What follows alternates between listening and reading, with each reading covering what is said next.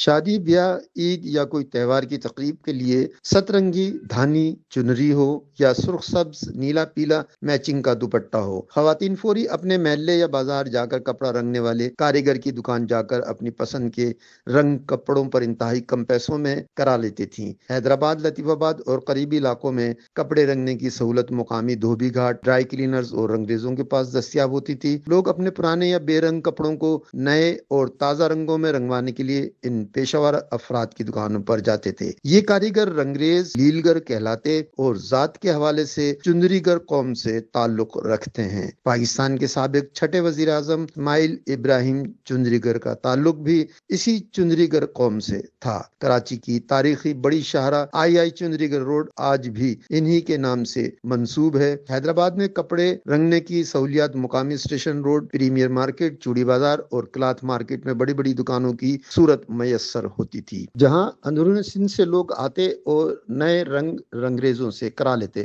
مگر اب حیدرآباد میں ڈھونڈے سے بھی یہ دکانیں نہیں ملتی۔ رنگ کی قیمتیں جہاں آسمان چھو رہی ہیں، وہیں ایل پی جی گیس 500 روپے فی کلو سے بھی تجاوز کر چکی۔ درجنوں دکانیں ہمیشہ کے لیے بند اور سینکڑوں کاریگر بے روزگار ہو کر فاقہ کشی کا شکار ہو کر چلتی پھرتی لاش ہو چکے۔